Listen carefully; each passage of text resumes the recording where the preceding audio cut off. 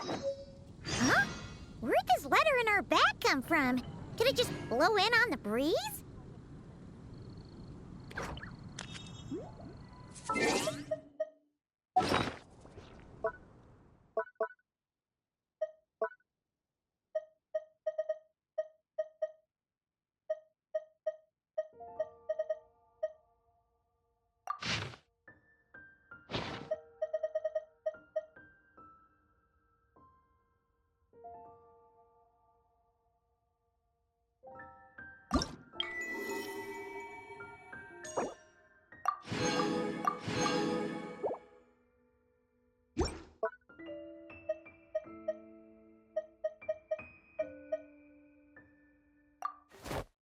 Whatever happened to the...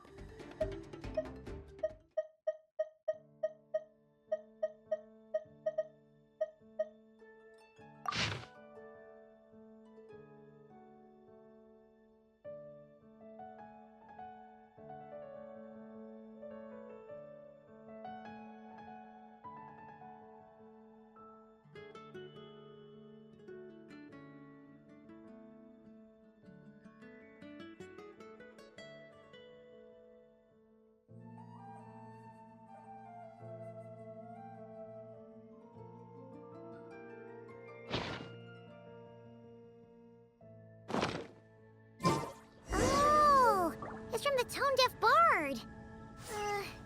Apparently, he wants to hear all about our adventures in Nodcry. Maybe we can get some tasty treats out of him in return. Come on, let's go to Star Snatch Cliff.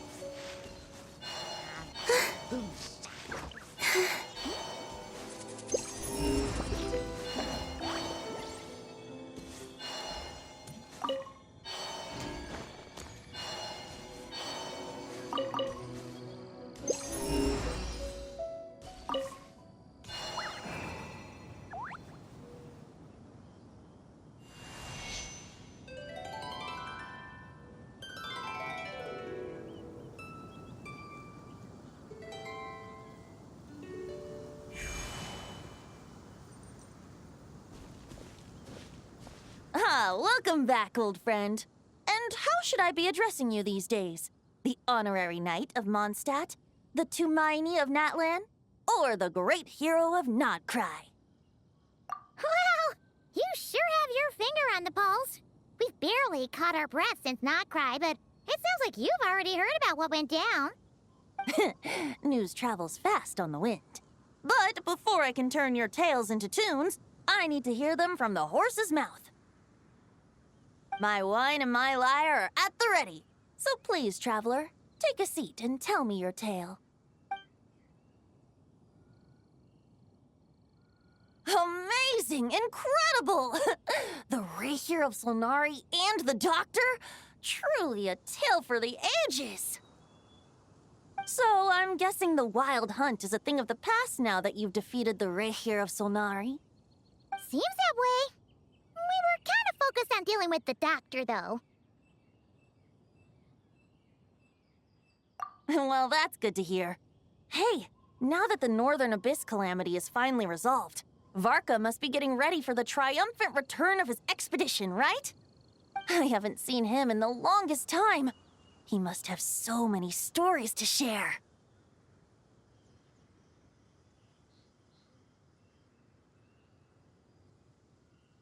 Right! Paimon was wondering about that too. He did call you Barbados, but weren't you still fast asleep back when he was in Mondstadt? Let's call it half asleep. I was resting my eyes in the Thousand Winds Temple one day when I heard a commotion outside. It was a young knight who had journeyed there in search of trials and oracles after hearing some tall tales at the local tavern. In fact, all that awaited him were moss-covered walls and an angry ruin guard. But he seemed completely unfazed, laughing heartily as he sent the ruin guard's missiles flying off into the horizons. Huh! They must have been making quite a racket if it was enough to wake up the tone-deaf bard.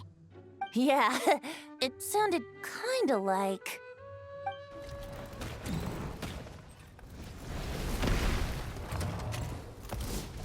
Hey! Is that all you've got? Oh, bring it on! like that.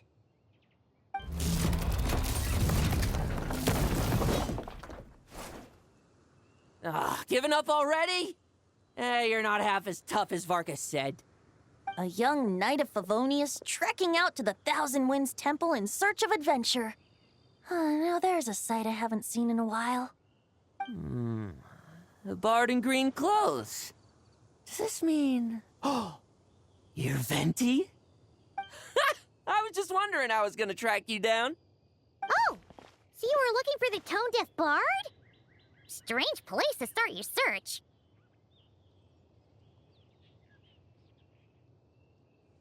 Hold on.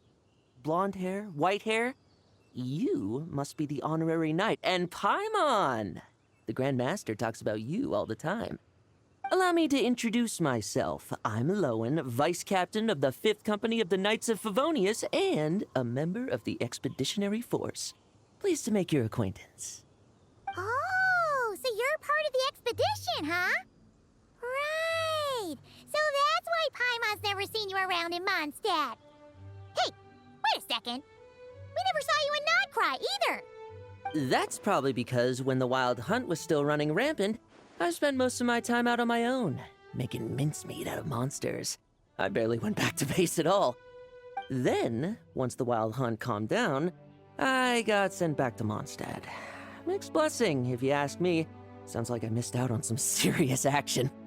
No wonder we never saw you while we were dealing with the doctor. So, why did Varka send you back?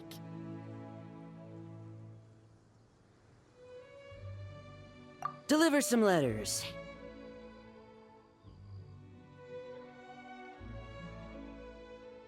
There's one for the Knights of Favonius, one for the church, another for the Dawn Winery, at least 10 of them in total. Jeez, how many people has he sent to deliver his mail now? Mika, Inefa, Lowen. He should just hire a full-time mailman already. In fact, he's earned himself a new nickname. Let's go with... Sir Writes a Lot.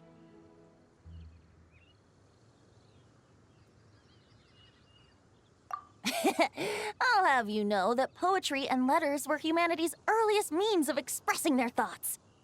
So, tone-deaf or not, I wear the title of Bard with pride. And I consider Sir Writes-a-Lot to be quite a compliment. Wait, really? Darn it! Maybe Paimon should come up with some harder-hitting nicknames for these two. Anyway, since this young man has come all the way to the Thousand Winds Temple looking for me, I assume he must have a letter for me too. Am I right? You sure are, to use the Grand Master's own words. This one is for the bard in green clothes. These days, I think he goes by Venti. Doesn't really have an address as such. You could start by asking around in Mondstadt, or maybe try your luck at the Thousand Winds Temple. I figured that since there was this punching bag here, ruin guard, I could get some practice in while I was at it. So, I came right here the second I got back to Mondstadt. That Varker is so slapdash sometimes. It's a good thing we happen to be nearby.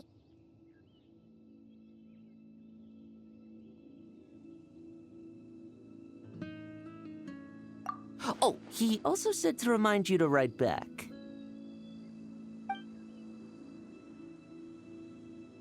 Nothing in particular. Just some idle chatter between two drinking buddies. But if I'm supposed to write back this time... I'll need some time to mull over my response. Verka gave you a whole bunch of letters to deliver, right? Maybe you can head into Mondstadt and deliver the rest of them first? My thoughts exactly. Assuming I can find the way. Hopefully the roads haven't changed too much since the pre-expedition days. Well, why don't we have Mondstadt's honorary knight escort this homeward-bound wanderer to the city? I'm sure some of the recipients of Varka's letters will turn out to be old friends of yours, too. Let's go! It's been a while since Paimon's done any guide work. Thank you so much, Honorary Knight. And you, Miss Guide.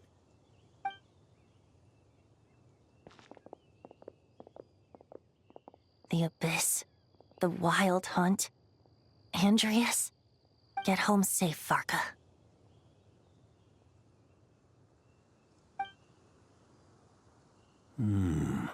Why do my ears feel so hot all of a sudden? Is someone talking about me?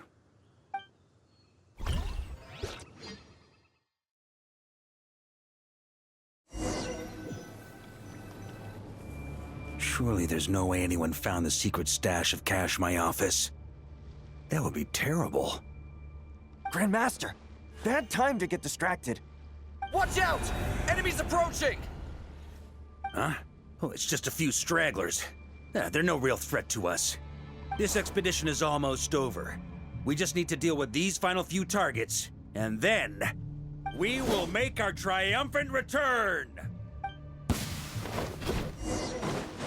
Stormwind! Huh?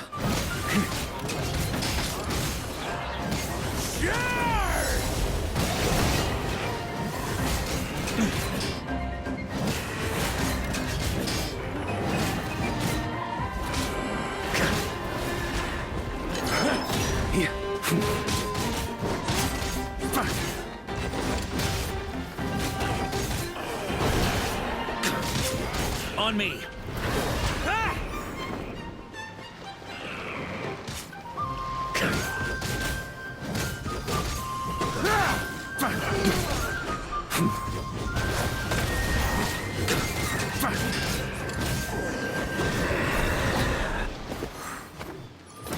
Without the Reikir of Solnari to direct them, it seems like all that's left is their primal urge to destroy.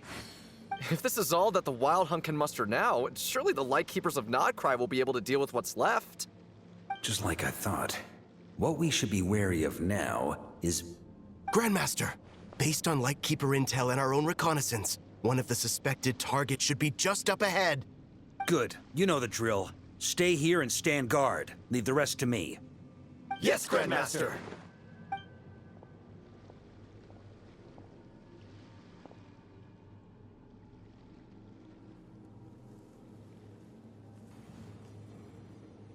We meet again, Andreas.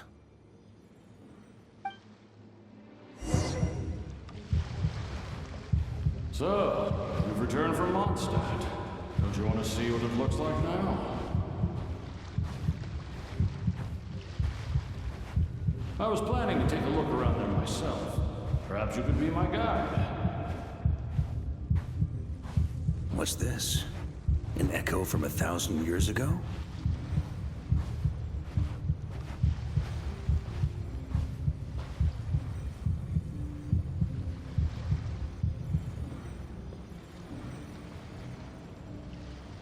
Everything seems normal so far. Here's hoping I'm just overthinking things. There are 2 other places to check. Maybe this will all go smoothly after all. It's your turn, my friend. Come, Andreas!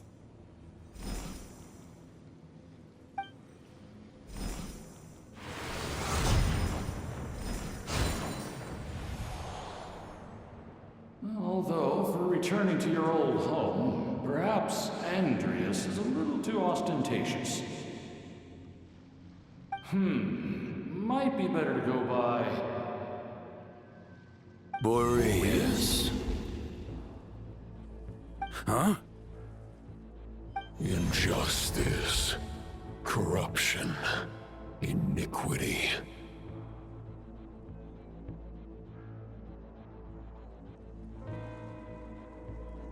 Is the surface world still as wretched and foul as ever?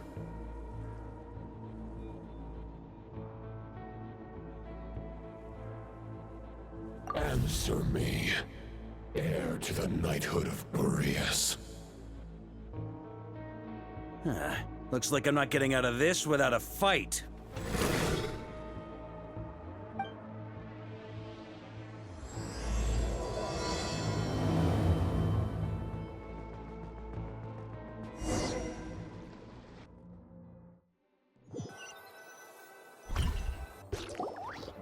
That's where things stand with the expedition.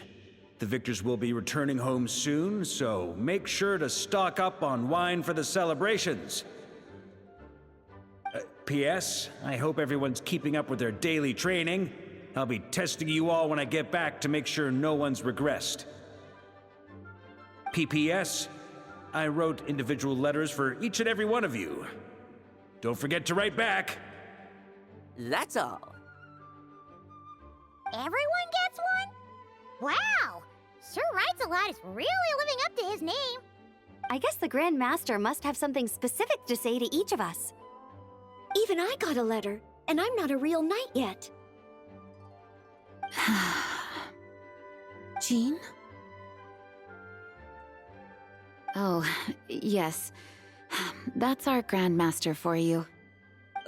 By the way, anyone know where I can find the cavalry captain? I have a letter for him as well. You mean Kaya? He said he was meeting a friend from the church at the Angel Share. Allegedly for work. Said he was exchanging intel. But I'd say there's a 50-50 chance he's just there for a drink. Paimon bets there'll be lots of familiar faces there. How about we deliver Kaya's letter? And these other two as well! Really? Oh, that would be a great help, thank you. Our thanks to you too, Lowen. The other knights will help distribute the remaining letters. You've had a long journey. Please go get some rest. Great, but I won't be resting just yet. I have one last letter to deliver to Wolvendom. This one, I was planning on delivering personally. I heard that another challenger recently passed Boreas' trial. Well, with any luck, that wolf might be willing to reveal himself to me, too. Very well, but please remember to show respect to the local wolves. I will. Goodbye.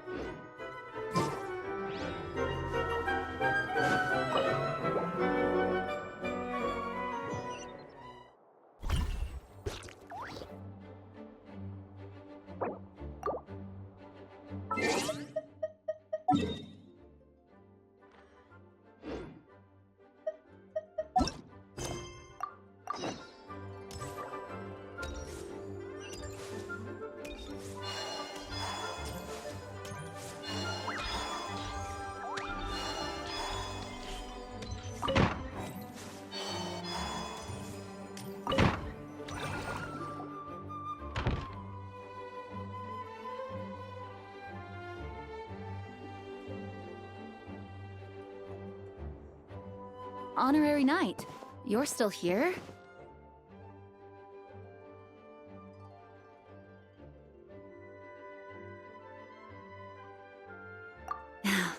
Is it that obvious?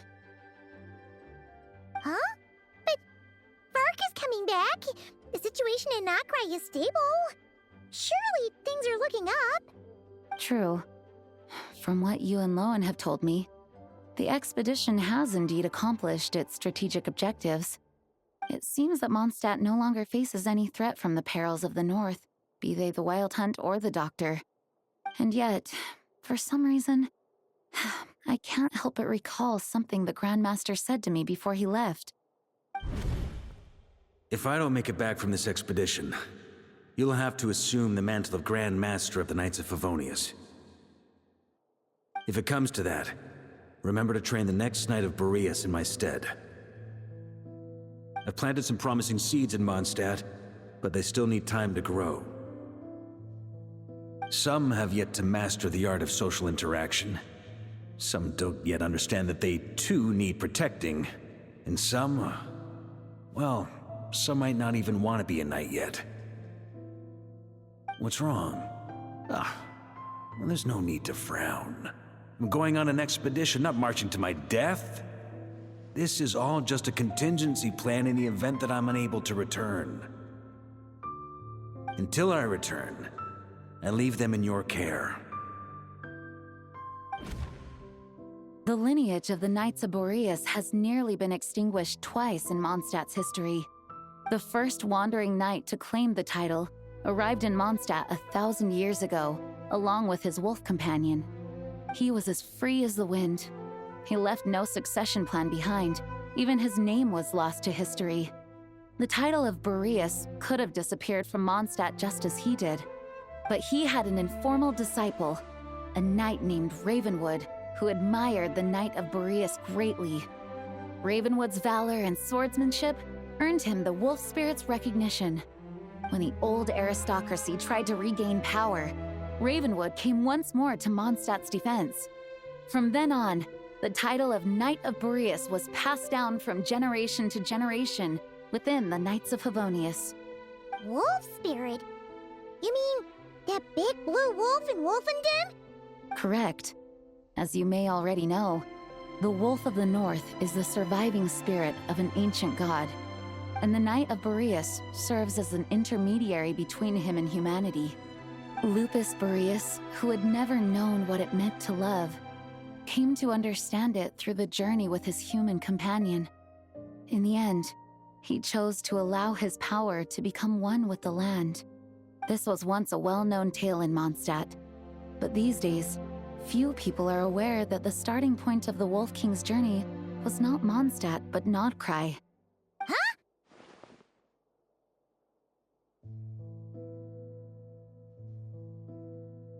The great Wolf King of the North came here from Nodcry, although he doesn't like to speak of his past. In fact, he rarely shows himself to people at all nowadays. As such, this tale can only be found deep within the Knights of Favonius library. Even among the Knights of Favonius, few are aware of it. The Grand Master didn't disclose any concrete objectives before departing on his expedition. I couldn't help but wonder whether it might somehow be related to Nodcry's Wolf of the North. I kept my speculations to myself, however. Sharing them would only spread unwarranted suspicion toward the Four Winds among the people of Mondstadt. You experienced the turmoil caused by Duvall and the East Wind's actions for yourself. Surely you can understand my concern? No wonder Varga wasn't clear about his motives. Is that what he was worried about? Very possibly. He was probably also reserving judgment. Having heard about your experiences in Nodcry, I now suspect that the Grand Master hadn't yet ascertained the true identity of our enemy at that time. And as it turns out, the Calamity born in the North wasn't an ancient god, but rather the Wild Hunt and the Doctor. I guess we were both jumping to conclusions. Yes, I completely agree. The tide can turn rapidly in times of battle. It's a leader's responsibility to prepare for every possible contingency. Even if his contingency plan never needs to be put into action, I'm sure the Grand Master is relieved to know that it's in place.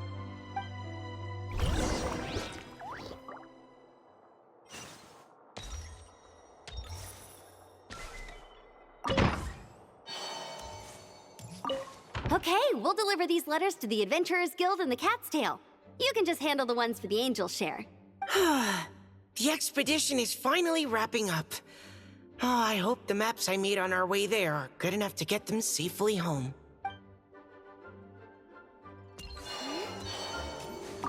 The Grand Master wrote in his letter that the Boom Blossom bombs we sent worked really well. He wants to know if we've made any more. Uncle Mark is coming home? Yay! I can't wait to go outside and play with him!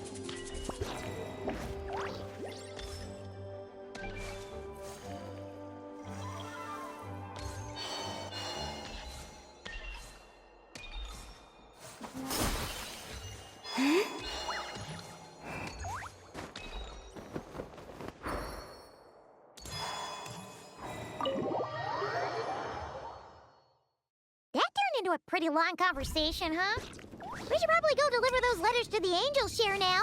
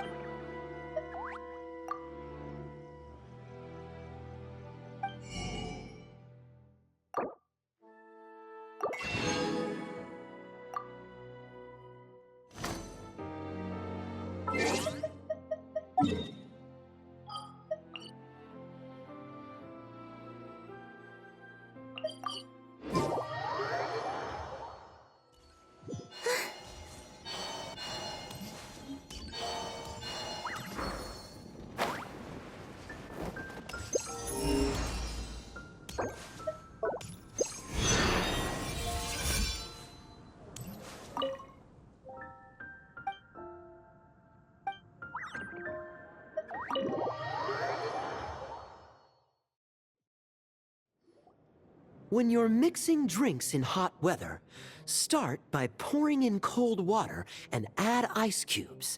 Then drain out the water before adding the other ingredients. How's that for a secret recipe? Maybe it's worth a little intel in return. Please. I've known that little trick for a good 10 years at least. You'll have to offer something a little more substantial if you're serious about trading. I know there's no one else in the tavern right now, but do you two really need to talk so loudly? Especially if you're supposed to be exchanging confidential information. Kaya! Rosaria! D-Luke! Paimon knew we'd find you here. Looks like it's about to get even noisier. little liveliness never killed anyone. Traveler, Paimon, what brings you our way?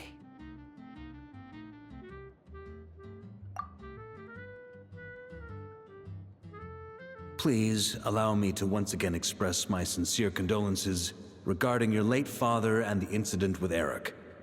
We make absolutely no excuse for his crimes. I hope you will give some serious consideration to the question I asked you before I left, though I'm sure you're tired of hearing me ask by now. The Knights of Favonius will always welcome you. From the look on your face, I'm guessing the Grand Master is still refusing to drop it? He nags like an old man. It's hardly surprising. Huh? Drop what? What's this about? Nothing, really. Before leaving on the expedition, Varka came here to chat with me over a drink. I failed to avoid him. He, asked me if I'd consider rejoining the Knights of Favonius, and I declined. He expressed his regret about everything that happened, and asked me to reconsider. That's all there is to it. Yeah, right. Sounds like you skipped a lot of details. There's clearly more to it. Whatever details I chose to omit are in the past.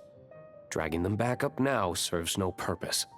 You say that now, but back then, you couldn't let it go. You and the Knights of Favonius were constantly at odds. I wasn't seeing the full picture.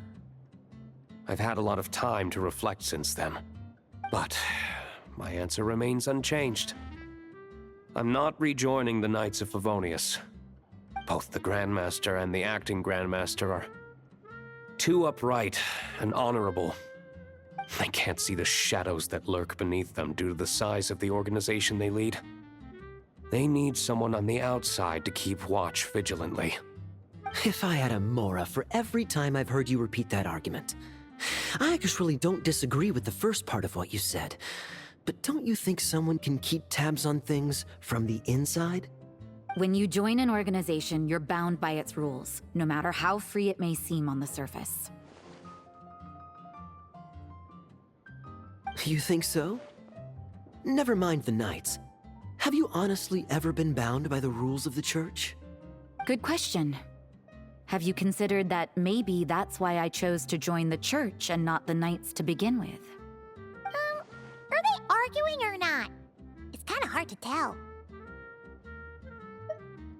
Oh, kind of like the contingencies Jean was talking about. The more ways they have to protect their home, the better. Huh? Traveler?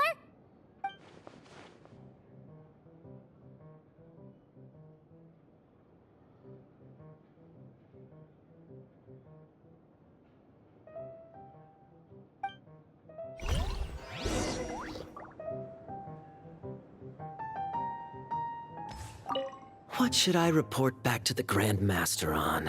Let me think. Public order inside the city? Monster activity in the wild? Oh, and a review of the latest vintages. I think I'll leave it at that.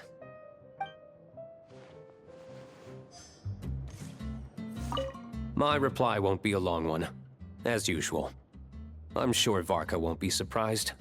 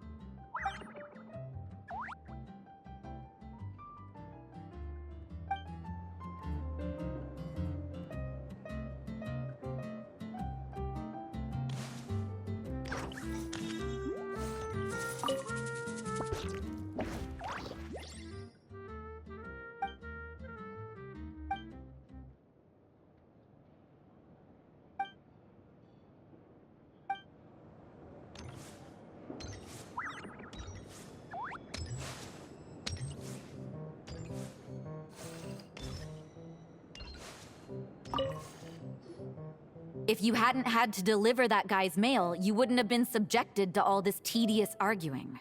When I write back, I'll tell him to quit making trouble for other people. It's no trouble. Lowen did most of the work. We just volunteered to do the last leg of the journey. Mostly so we could come say hello. So you see what's really going on here?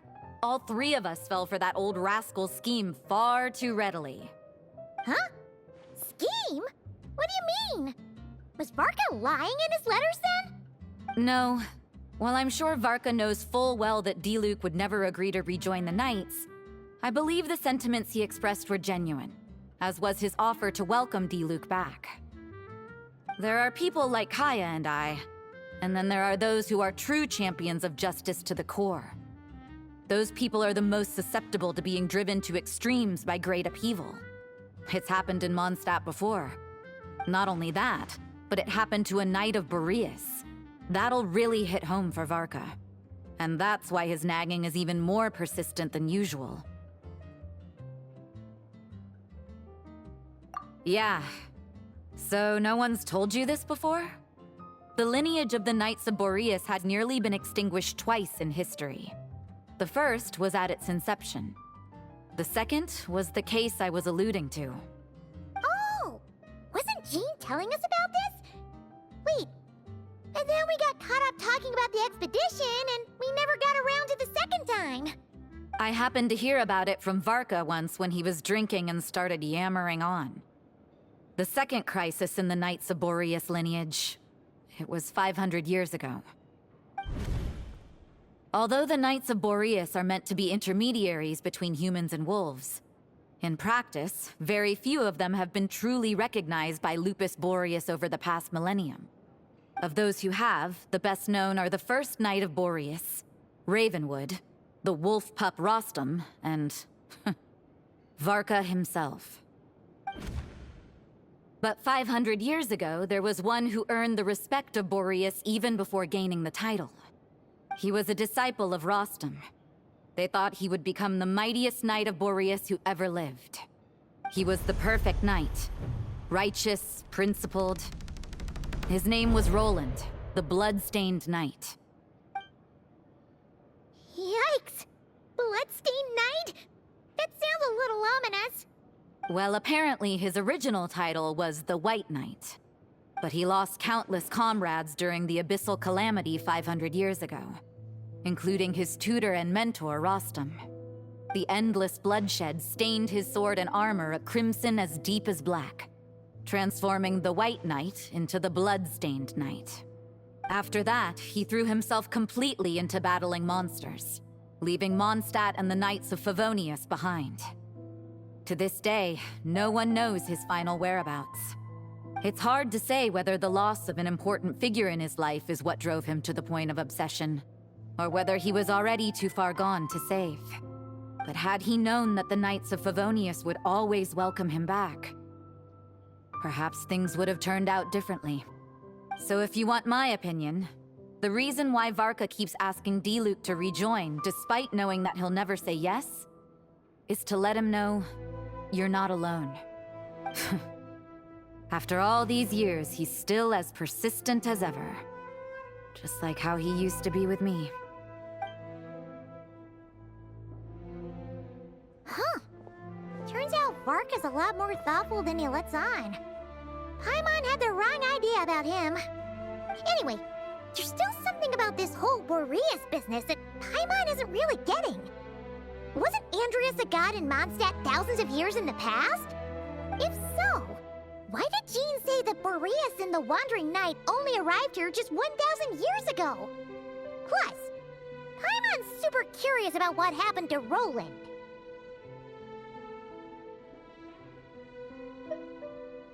That's a great idea! Jean said he hasn't been showing himself much lately, but he always seems happy to oblige whenever you show up. Let's go!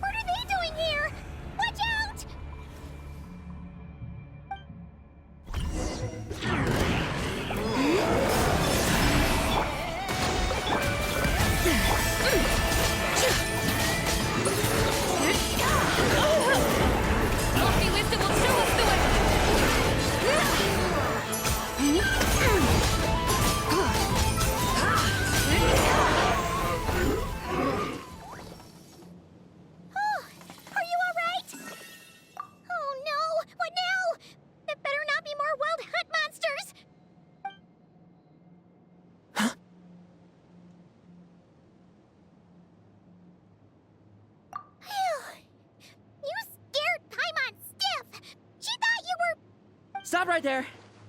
Answer me this. The 2 letters I gave you, who are they for? 2 letters? Wasn't it 3? Okay. Well, Paimon's coolest naive expression doesn't appear to be an act. Hey! What are you trying to say? Wait, what are you trying to say, huh? Huh? Paimon passed a test? Really? Huh! She didn't even realize she was taking one! You may dispense with your suspicions. The wolf pack has borne witness. They fought against the aberrations that encroached upon this land, and our attackers showed no ability to disguise themselves this time. Ah, a familiar scent. Come. I will await you at the usual grounds. Well, if the boss of Wolvendom has vouched for you, I guess I should apologize for doubting you just now. Sure was. Fortunately, my experience in Nodcry didn't go to waste. Turns out the Wild Hunt all feel the same when you stab them. They didn't stand a chance. Something seems wrong with that old wolf, though. Go on. You should check on him.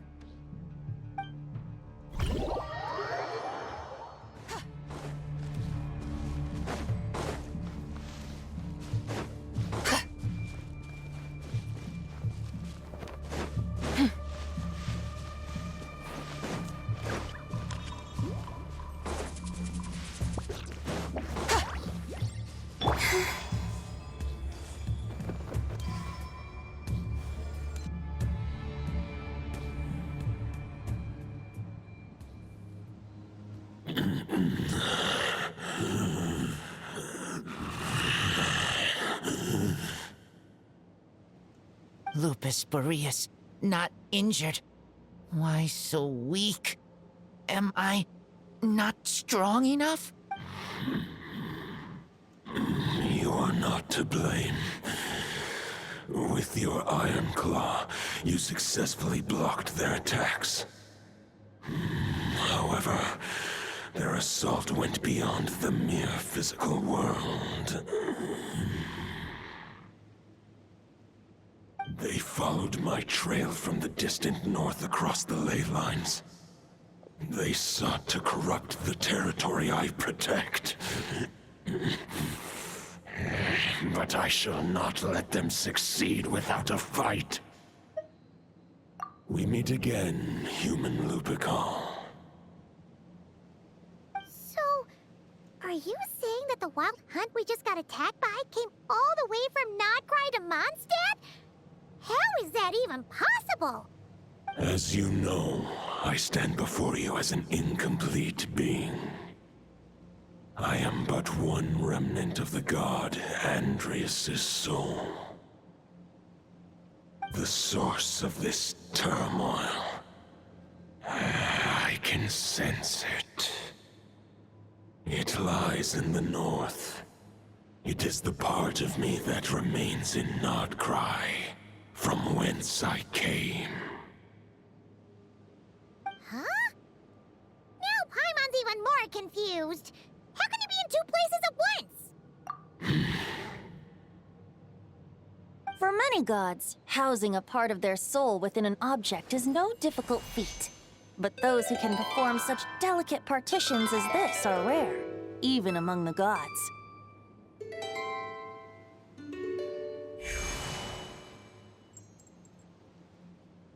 The Wolf King, Andrias, was particularly adept in this art.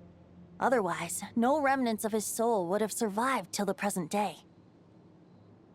Huh? The bard's back? Tone Bard? What are you doing here? Maybe the god of Animo guided me here. For it appears that someone is in need of a tale from the distant past. And our wolf friend doesn't seem too keen on recounting it himself. Who better than a bard to do the honors? Lord Boreas, do I have your blessing to share this story?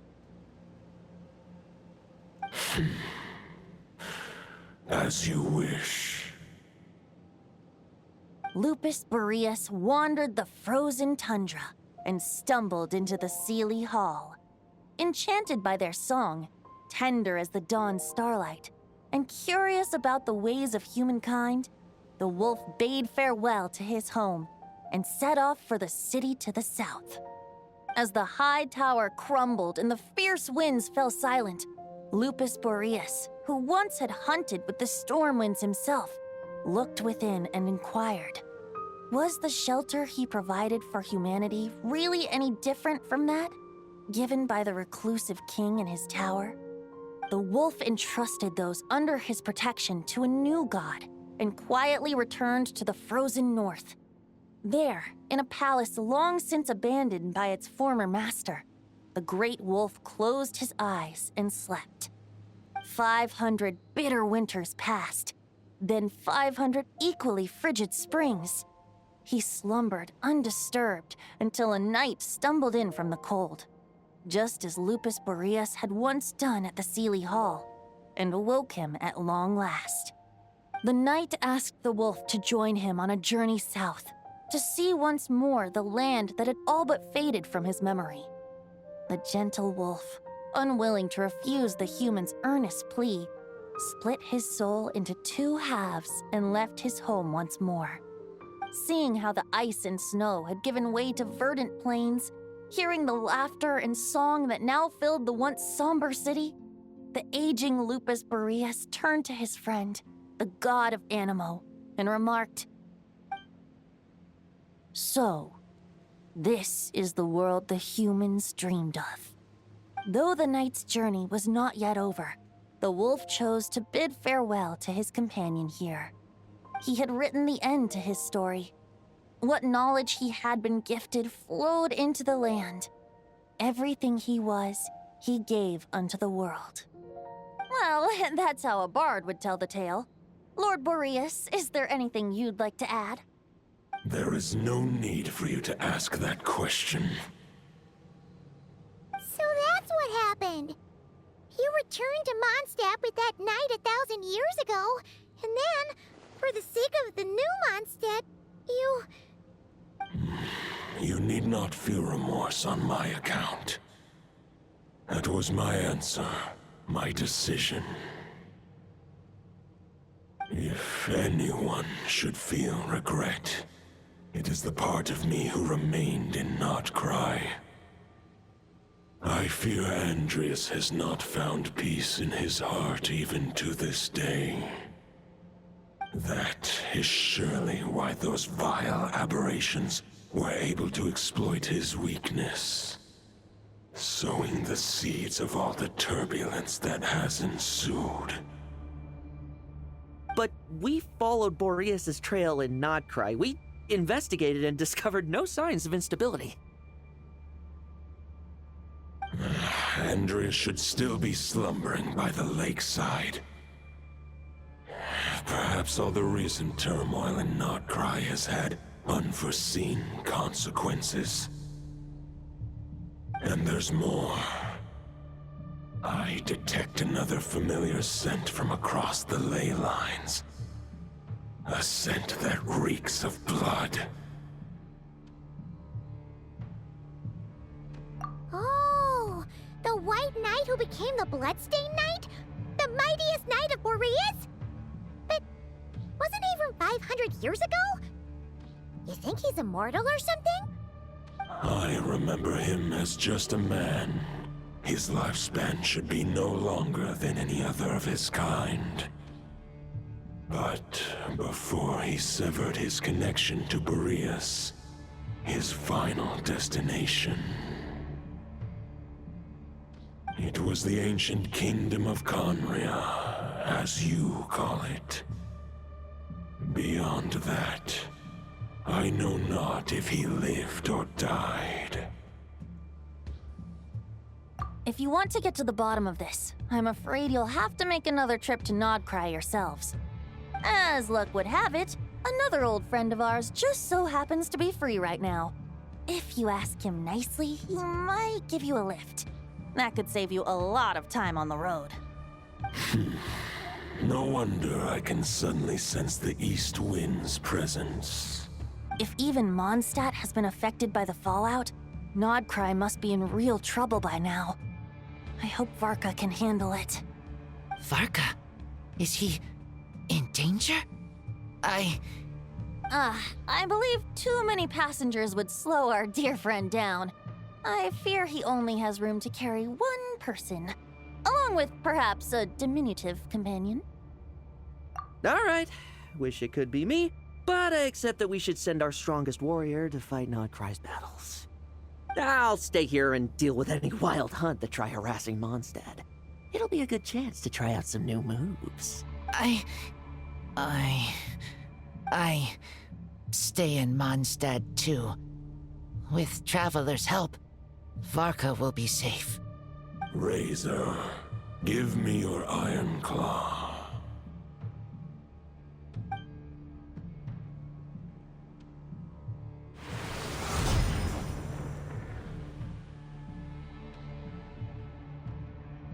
Golden-haired traveler, give this token to the current knight of Boreas. It is a wolf spirit. It contains my power and thoughts. Though I have given him a piece before, this should bring him new strength. The Dominator of Wolves once bestowed the power of his soul upon his pack, strengthening their hearts and sharpening their claws and fangs. But human hearts and flesh cannot bear the soul of a wolf directly. It would be akin to forcefully merging a human and a wolf into one being. They would descend into chaos. To prevent the entanglement of souls, the most I can do is temporarily house my power and thoughts within claws and fangs wrought of steel. Although, truth be told, that knight does not lack for power. What he needs more is the thoughts within. But I shall leave this for him to explain. The Great Wolf King of the North remains strong for now. Besides, do I not have the protection of my Lupacol? I will protect Lupacol. The North and Varka, I leave to you. Just give me the word whenever you're ready.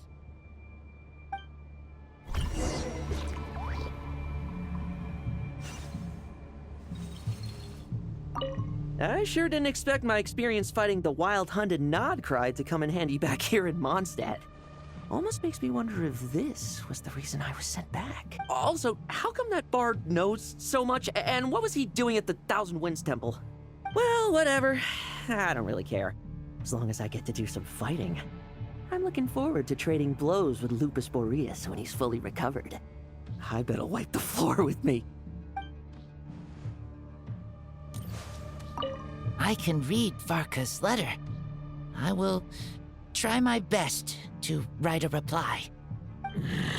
A wolf's claws make poor instruments for writing human words. But that token will suffice to convey my thoughts.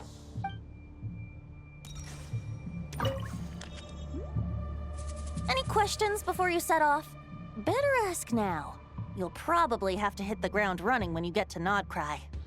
The root of this turmoil lies with the remnant soul that Andrius, Dominator of Wolves and God of the North Wind, left in Nodcry. He once left Nodcry and braved the blizzards to confront the God of Storms and claim the right to rule. Yet even as the tower fell, he chose to abandon his claim. Instead, he returned to the north and slumbered for 1,000 years, before finally journeying back, under the name of Boreas, with the first Knight of Boreas to witness the new face of Mondstadt. When the wolf spirit could no longer maintain his physical form, Boreas chose to pour his power into the ley lines. With that, he became the North Wind of Mondstadt, as he is still known to this day. Any questions before you set off? Better at 500 years ago, Roland seemed destined to become the mightiest knight of Boreas ever to have lived. But he was too pure of heart. He believed firmly in his own ideals of chivalry, vowing to eliminate all injustice from the world. But the world had never been perfect and pure, nor would it ever be. Neither his mentor, the wolf pup Rostam, nor the Grand Master, known as the Lion of Light, could persuade him to temper his obsession. But what was the scent that reeks of blood that Lupus Boreas sensed? And what is its connection to Conria and the Abyss? Perhaps you will uncover the truth in Nodcry. Any questions before you set off? Better, the soul of a wolf is as unyielding as ice, and Andreas is a master of molding and shaping it. His people once drew great strength and wisdom from the wolf spirit. But human hearts and flesh cannot contain the soul of a god. Attempting to place the wolf spirit in a human vessel would slowly devour their sense of self, even if Lupus Boreas did not intend for that to happen. That's why Lupus Boreas developed the technique of imbuing weapons with his soul.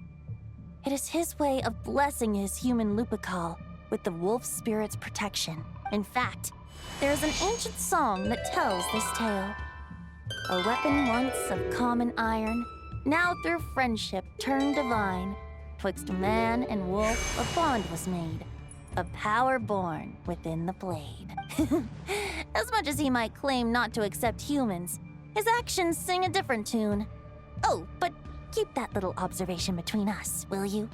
Any questions before you set off? Better ask now. You'll probably... All right, over to you, Dvalin!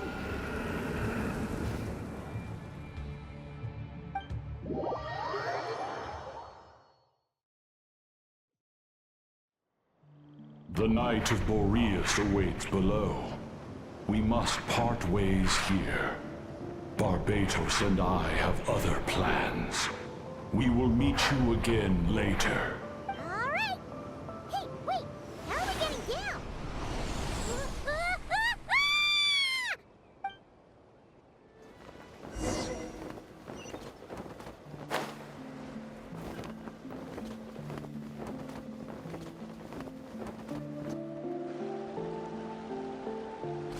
Hold the line! The enemy's on the brink of collapse! Grand Master!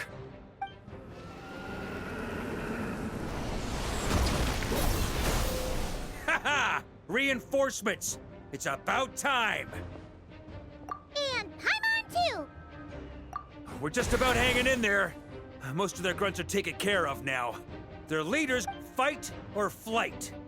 What will it be, mightiest knight of Boreas? As expected, this hastily summoned Wild Hunt horde is nothing but a disorganized rabble. A mere shadow of the forces gathered by the Rahir of Solnari. But they have served their purpose. I now understand your tactics, and you, in turn, understand mine. This is fair. This is the way of chivalry.